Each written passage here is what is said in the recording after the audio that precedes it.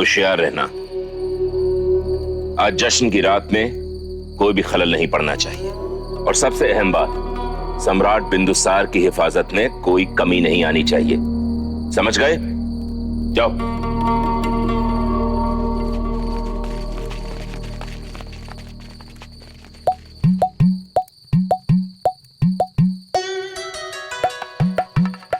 अब हम अपने सम्राट से भेंट कैसे करेंगे? क्यों नहीं करेंगे? हम अवश्य सम्राट से भेंट करेंगे, चाहे कुछ भी हो जाए। सम्राट वन में थे तो ठीक थे, यहाँ तो बहुत भीड़ है। देखते हैं, चलो तो सही।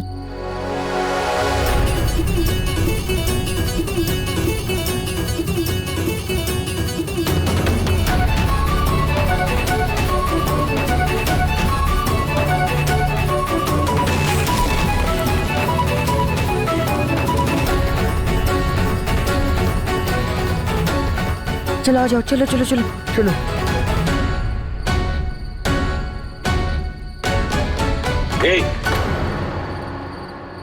तुम लोग कहाँ जा रहे हो? जी हम लोग वो सम्राट से भेंट, सम्राट का मनोरंजन करने जा रहे हैं। देखने में तो तुम तीनों अत्यंत मनोरंजक लग रहे हो। सेनापति जी, जाने दीजिए इन्हें, ये आज उत्सव में रंग लाएंगे।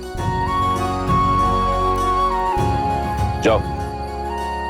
चलो। सेनापति जी, मैंने चारों ओर सैनिकों का घेरा बना दिया है। आप निश्चिंत होकर उत्सव का आनंद लीजिए, मैं सब संभाल लूंगा। नहीं, जब तक ये जश्न खत्म नहीं हो जाता मैं सुकून से नहीं बैठ सकता।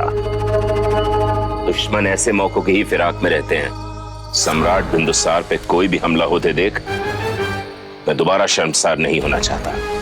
जाओ तो। सेनापति जी, मदद! मेरे पुत्र को दानव उठा कर ले गया, मेरी मदद कीजिए सेनापति जी।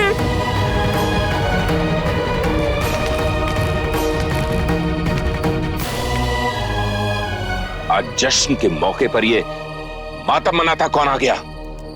लेके जाओ इसे। सेनापति जी, मुझे न्याय चाहिए। मैं सम्राट से पूछना चाहता हूँ, ये कैसी व्यवस्था है जहाँ एक दानव इतने दिनों से बच्चों को उठाकर ले जा रहा है और सम्राट उत्सव मना रहे हैं? वीर खुरासन, आचार्य आप, ये मगध के द्वार पर न्याय मांगने के लिए कौन आया है? कोई फरियादी अपने बेटे के लापता होने से पागल हो गया है। कहता है उसे कोई दानव उठा के ले गया है। वीर खुरासन, पुत्र वियोग का दुख क्या होता है आप अच्छी तरह जानते हैं।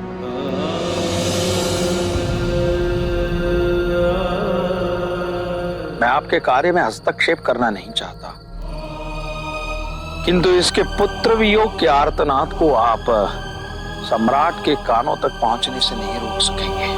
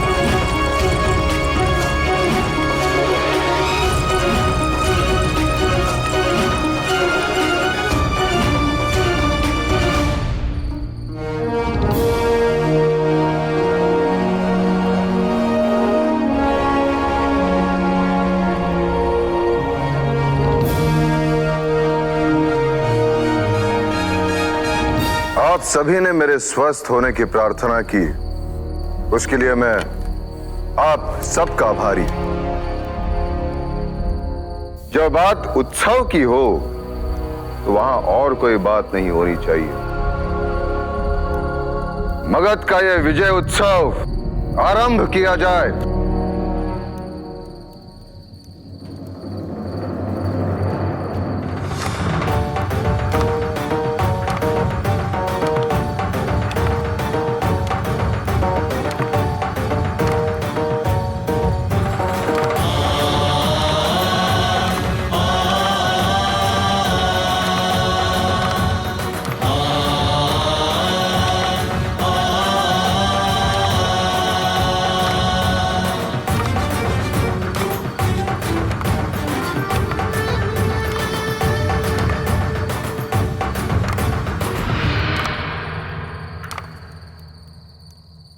स्वागत है आचार्य। कल्याणमस्तु सम्राट। इस अवसर पर आपको भेंट देने की प्रथा है सम्राट, किंतु आचार्य होने के नाते मैं केवल दीर्घायु भव या आशीर्वाद ही दे सकता हूं।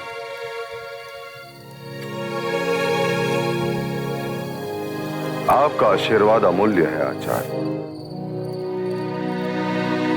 और आपकी हमारे जीवन में उपस्थिति भी।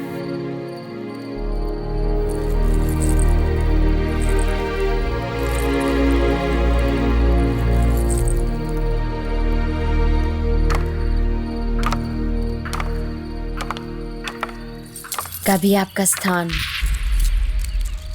सम्राट के एकदम निकट हुआ करता था आचार्य,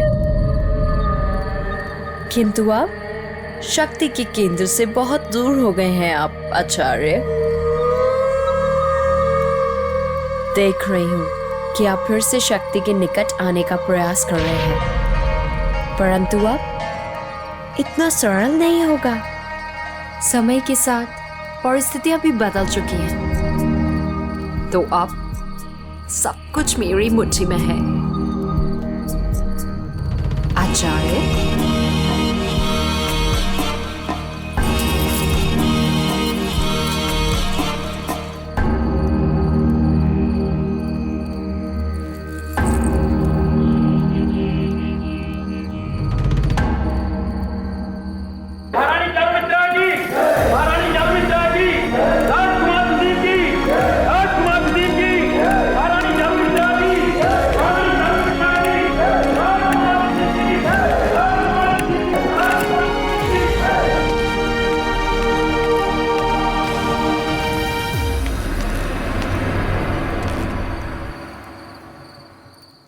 आपकी सम्राज्ञी बनने का गौरव दिन ब दिन बढ़ता जा रहा है सम्राट। सुशीम की प्रसन्नता की आज सीमा ही नहीं थी। कितनी बार बता चुका है कि वो आपके साथ सैर पर गया था। मैं सम्राट अवश्य हूं, परंतु उसके साथ एक पिता भी है। सुशीम हमारी पहली संतान है और उसका अधिकार। ये जानकर संतोष कि आप अपनी पहली संतान को वो मान देते हैं जिसका उससे अधिकार है, क्योंकि आपकी पहली रानी होकर भी मुझे प्रथम होने का मान पूर्ण रूप से कभी नहीं मिला।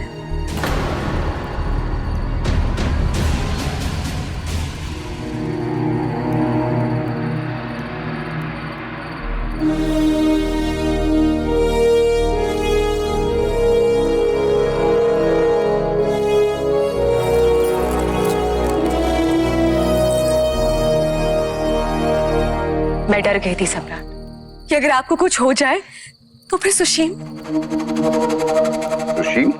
केवल एक आप ही है जो उसके बारे में, उसके हित में, उसके उद्धार के लिए सोचते हैं। मुझे ये चिंता सताती है कि अगर आपको कुछ हो गया तो फिर आपके सबसे बड़े और प्रिय पुत्र के बारे में कौन सोचेगा? रानी चारुमित्र, अपने पति के बारे में ऐसे बात करना आपको शोभा नहीं देता। क्षमा सम्राट, लेकिन जब एक माँ अपने पुत्र के हित में सोचती है तो मर्यादा की कोई सीमा नहीं देखती।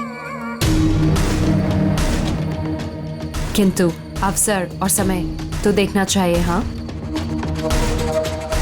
यदि आपकी चिंता दूर करने के लिए मैं कुछ कर सकता हूं तो आप निसंकोच करें।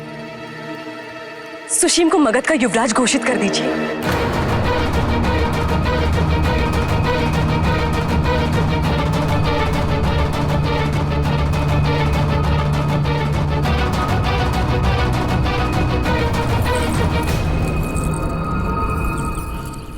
जब सवाल मगध के युवराज की घोषणा का हो तो सियामक की अनदेखी क्यों?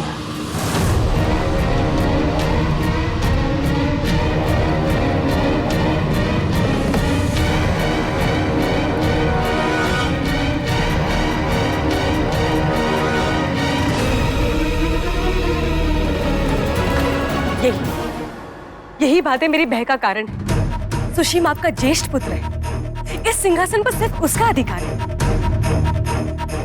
बिल्कुल है, लेकिन मगध का नियम ये कहता है कि सिंहासन पर वही बैठे जो इस सिंहासन की जिम्मेदारियां उठाने लायक हो। और सुशीम, हमें पता चला कि सुशीम एक साधारण से लड़के से हार गया।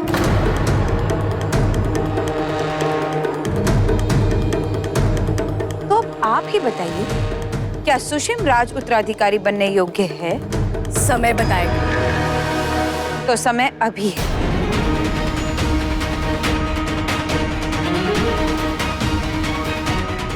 यदि आज यहां मगध के युवराज की घोषणा होनी है तो समय आज है।